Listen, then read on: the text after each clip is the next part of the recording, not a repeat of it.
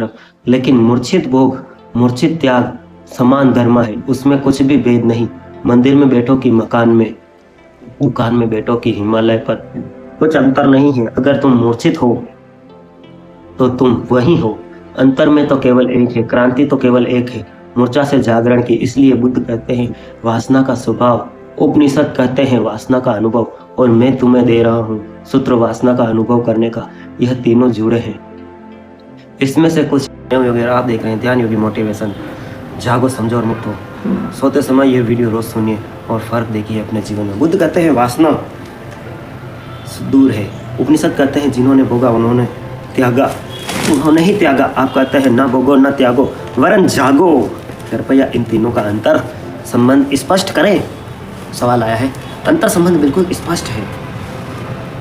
बुद्ध कहते हैं वासना तो सुपुर है। बुद्ध वासना का स्वभाव कह रहे हैं। कोई कितना भी भरना चाहे भर ना पाएगा, इसलिए नहीं कि भरने की सामर्थ्य कम थी, भरने की सामर्थ्य कितनी ही हो भर ना पाएगा। ऐसे ही जैसे पेंदे टूटे हुए बर्तन में कोई पानी भरता हो, इससे कोई सामर्थ्य का सवाल नहीं, पहुंच नहीं है, तो बर्तन दुष्पुर है।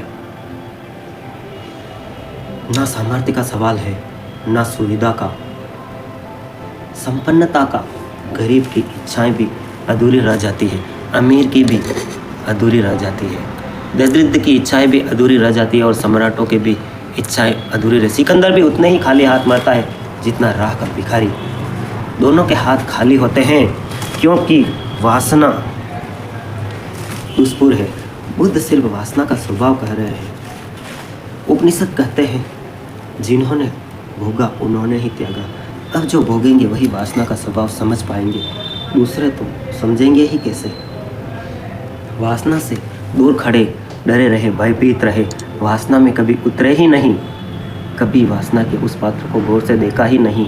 Video sponsor Dwarkadhish electric and power tools. अपना कमेंट अवश्य लिखें और लाइक जरूर करें। गौर से देखा ही नहीं, जिसमें नदी वासना का स्वभाव कैसे समझोगे। वासना के स्वभाव के लिए वासना में उतरने के अतिरिक्त और कोई उपाय नहीं। जो उतरेगा वही जानेगा, जो दूर खड़ा रहेगा वंचित रह जाएगा, जो दूर खड़ा रहेगा ललचाएगा, उसे पात्र थोड़ी दिखाई पड़ेगा। जो पहली नहीं वह दिखाई कैसे पड़ेगी। चलो उदाहरण से समझाता हूँ। जिसने कभी खाना खाया नहीं हो, खाया भी न खाया हो, वो व्रत का आनंद कैसे लेगा, नहीं समझ में आया। जिसने कभी अमीरी देखी ही नहीं, वह पैसे के मोल को कैसे समझेगा। दूसरों के पात्रों में वह भ्रांति रहेगी, कौन जाने भर ही गए हो। सिकंदर तो बाहर से तुम देखोगे तो क्या पाओगे कि उसका पात्र भी खाली है। बड़े महल हैं, बड़ा साम्राज्य है, बड़ा धन वैभव है, बड़ी शक्ति संपदा है, कैसे तुम समझोगे। पात्र ही हीरे जवाहरात जड़े हैं पर पेंदी नहीं है, और हीरे जवाहरातों से थोड़े पानी रुकेगा। पात्र में गरीब का पात्र टूटा फूटा है, वो कौड़ी का, एल्यूमिनियम का। सिकंदर का पात्र स्वर्ण का है, हीरे जवाहरात जड़े हैं। दोनों का स्वभाव एक सा है, दोनों में पेंदा नहीं है। दूर से तो पात्र दिखाई पड़ता है, पास से नहीं दिखाई पड़ता। निरीक्षण भर आँख करना पड़ेगा, जीना पड़ेगा। इसलिए उपनिषद कहते हैं तेन मन बंधत, तुम्हारा भोग। बुद्ध कहते हैं वासना का स्वभाव, उपनिषद कहते हैं वासना को भोगने का परिणाम। जिन्होंने भोगा उन्होंने भी त्यागा। मैं कहता हूँ ना भोगो ना त्यागो वरन जागो, क्योंकि भोगा तो बहुत ने, लेकिन उपनिषद कोई इक्का दुक्का ऋषि जान पाया। तेन तनन विदिता, सोए भोगे नहीं। आँख बंद हो तो पात्र भरते रहेंगे, पहनने का पता ना चलेगा। नजरुद्दीन के जीवन में बड़ी प्राचीन घटना।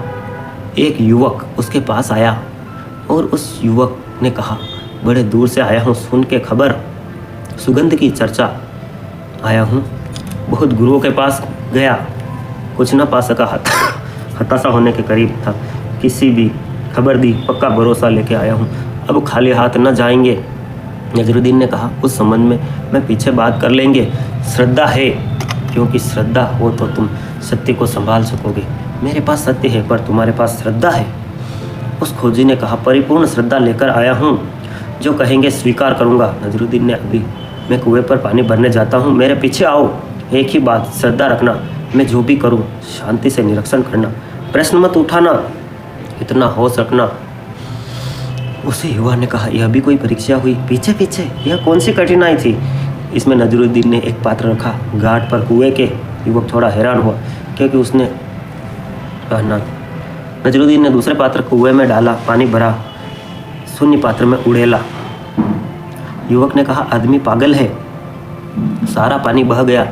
नजरुद्दीन ने देखा ही नहीं। उसे फिर कुएं में पात्र डाल दिया, फिर भरी बाल्टी 3 बार, चौथी बार। युवक भूल गया यहाँ चुप रहना। उसने कहा, रुकिए, यह तो जिंदगी भर न भरेगा, फूटा हुआ है यह बर्तन, हम मर जाएंगे भर भर के तो भी न भरेगा, इसमें पेंदी ही नहीं है। नजरुद्दीन ने कहा, बस खत्म हो गया संबंध, कहा था श्रद्धा रखना, चुप रहना। पेंदी से हमें क्या लेना देना, मुझे पात्र में पानी भरना है, पेंदी से क्या प्रयोजन? फिर मुझे जब पात्र में पानी भरना है तो उसके ऊपर ध्यान रख रहा हूँ, उसकी सतह पर पानी आ जाएगा, पेंदी से क्या प्रयोजन? इस युवक ने कहा, हाँ पागल हो गए हो या मैंने अपनी बुद्धि गंवा दी? नजरुद्दीन ने कहा, जाओ दोबारा इस तरफ मत आना, क्योंकि असफल हो गए। चुप ना रह सके, अभी तो और बड़े इम्तिहान आने को थे, तुम तो पहले ही फेल हो गए। युवक लौट गया लेकिन बड़ा परेशान हुआ, रात भर सो न सका, क्योंकि उसने सोचा कि इतनी सी बात किसी मूड को भी दिखाई पड़ जाएगी कि फूटा हुआ बर्तन में पानी कैसे भरेगा। इस आदमी को कोई दूसरा ही प्रयोजन होगा, कोई परीक्षा थी, मुझे चुप खड़े रहना चाहिए था। मैं चुप हो गया, ये गुरु मिला तो अपने हाथ से चूक गया, मेरा क्या बिगड़ता? और पानी भरता न भरता उसका पात्र था, अगर श्रम व्यर्थ था उसके जाने का, चुपचाप खड़ा रहता, आखिरकार कितनी देर तक चलता? मैंने जल्दी की और मैं चूक गया। फिर कुछ सत्य का ज्ञान होना था मुझे। बहुत क्षमा मांगने लगा। नजरुद्दीन ने कहा, नहीं, जितनी समझदारी तूने मुझे बताई, अगर इतनी समझदारी तू अपनी जिंदगी के प्रति बताए तो मेरे पास आने की जरूरत ही नहीं। जिस पात्र को तू बड़ा कह रहा है उसमें यह है। उसने कहा, कौन सा पात्र? नजरुद्दीन ने कहा, फिर तो चूक गया, उतना ही इशारा था, तुझे दिखाई पड़ गया कि पात्र में वह नदी ना पेंदी ना है, भरा नहीं जा सकता। तूने इतने दिन वासनाएं भरी, कामनाएं भरी, अब तक भर न पाई, क्योंकि इसमें पेंदी नहीं होती, उसमें पहले। लेकिन फुर्सत कहाँ है हमें? कौन चिंता करता है पीढ़ी की? जब भरना हो तो हम भरने का विचार करते हैं। चलो समझाता हूँ।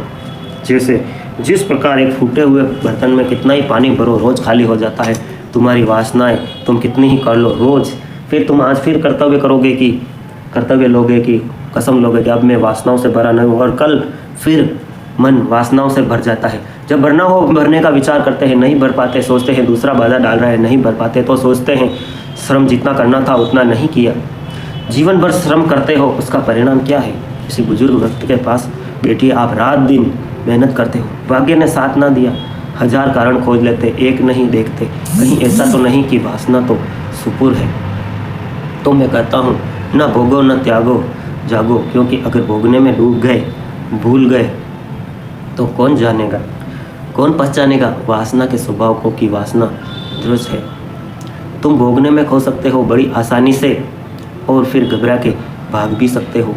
बहुत दिन भरा ना भर पाया, फिर तुम भाग भी सकते हो कि त्याग की तरफ। लेकिन मूर्छित भोग, मूर्छित त्याग समान धर्म है, उसमें कुछ भी भेद नहीं। मंदिर में बैठो कि मकान में, दुकान में बैठो कि हिमालय पर, कुछ अंतर नहीं है। अगर तुम मूर्छित हो तो तुम वही हो। अंतर में तो केवल एक है, क्रांति तो केवल एक है, मूर्छा से जागरण की। इसलिए बुद्ध कहते हैं वासना का स्वभाव, उपनिषद कहते हैं वासना का अनुभव, और मैं तुम्हें दे रहा हूँ सूत्र वासना का अनुभव करने का। यह तीनों जुड़े हैं, इसमें से कुछ एक भी चुके तो भूल हो जाएगी। अगर तुमने इन तीनों में से एक भी सूत्र को विस्मरण किया तो भटक जाओगे। फिर अगर विस्मरण ही करना है तो 3 सूत्र अगर ज़्यादा मालूम पड़ते हैं तो मेरे अंतिम सूत्र भी याद रखना, क्योंकि अगर अंतिम सूत्र याद रहा बाकी तो अपने से याद रह जाएंगे। वासना दोषपूर्व है, ऐसी बुद्ध कहते हैं, ऐसा तुमने अभी जाना नहीं। वो गंतव्य तो त्याग में ले जाता है, ऐसा उपनिषद कहते हैं, तुम्हें अभी ले नहीं गया। वासना में तुम इतने दिन जिए हो, बुद्ध से थोड़े ज़्यादा जिए हो। बुद्ध को 2500 साल हो गए छुटकारा पाए, तुम 2500 साल ज़्यादा अनुभवी हो, फिर भी तुम्हें वासना दोषपूर्ण दिखी। उपनिषद तो लिखे 5000 साल हो गए, जिन्होंने भोगा उन्होंने त्याग दिया, और इतना भोगा अभी तक नहीं त्यागा। जरूर कुछ चूक हुई होगी, झाँक कर भागो, भागने में मत पड़ना, अन्यथा मैं देखता हूँ तुम्हारे त्यागी, तुम्हारे महात्मा तुमसे जरा भी भिन्न नहीं।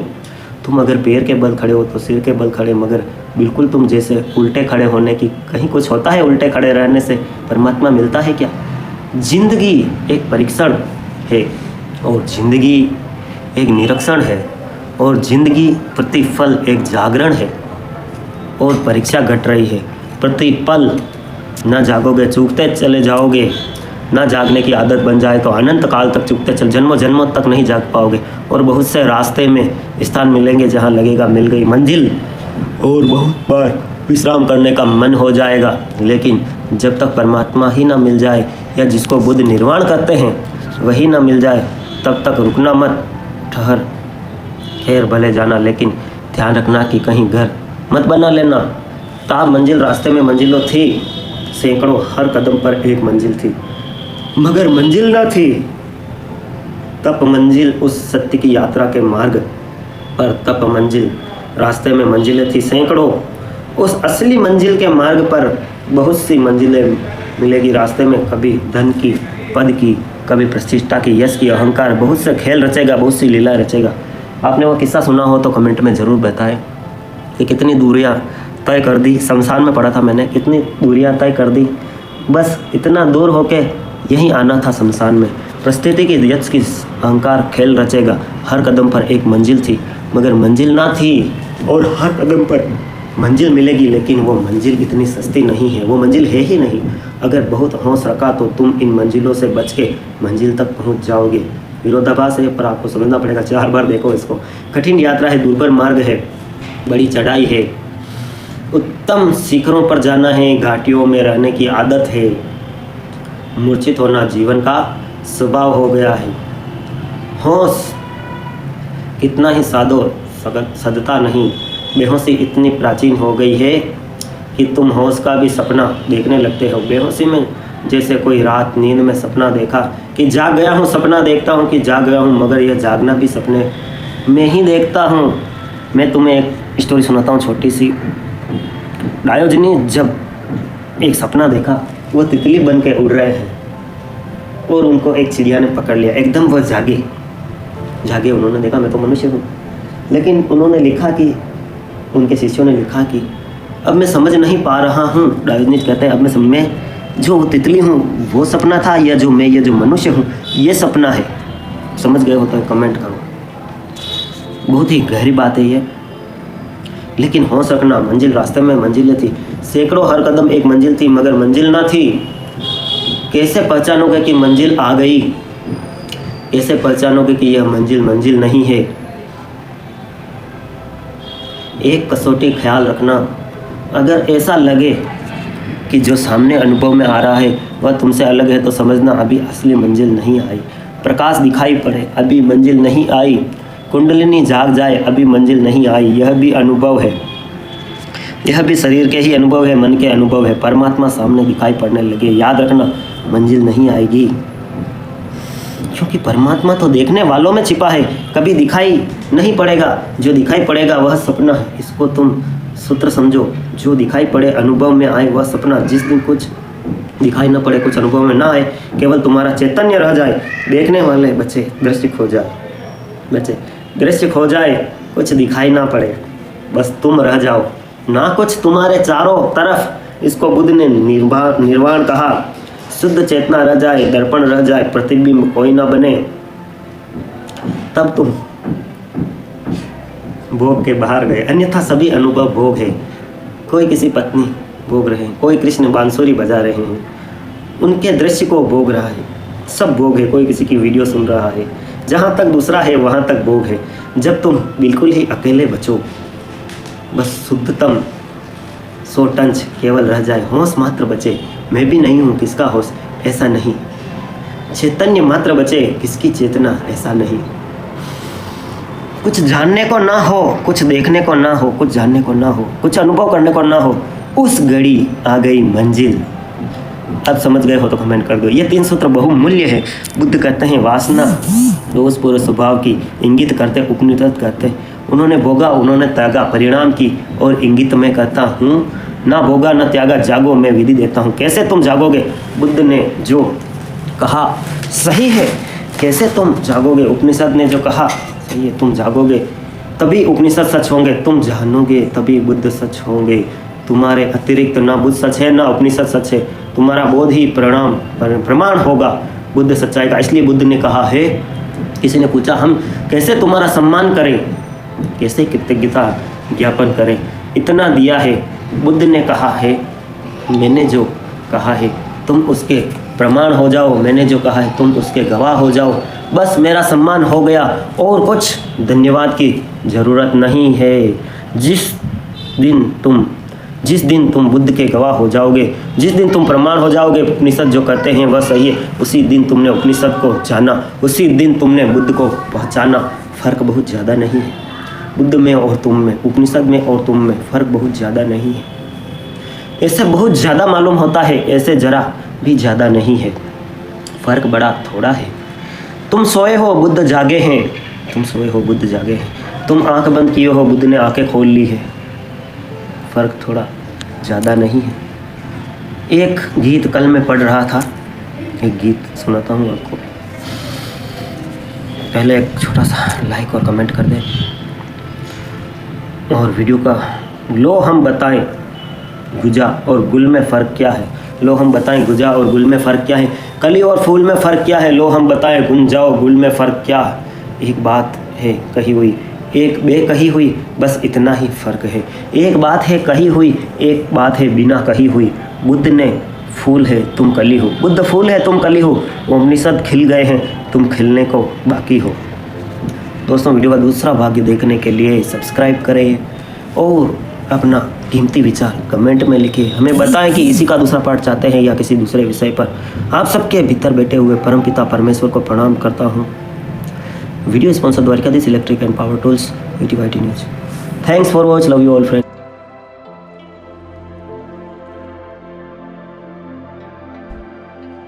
Don't forget to like and subscribe. Welcome and thank you for watching. Please like, share and subscribe as the full video is yet to come. Dwarkadhish electric and power tools, Fateh Nagar, ward 14। सभी प्रकार के फर्राटे, fan, cooler, spare, ICU, Orient, पंखे, सिगड़ी, सभी प्रकार की cooler मोटरें के होलसेल विक्रेता। Power tools, spare parts, fridge, AC parts, bulb, tubelight एवं सब तरह के मिक्सर होलसेल रेट पर। Dwarkadhish electric and power tools, Sangedi road, Fateh Nagar, आपकी अपनी शॉप। हाँ जल्दी करो।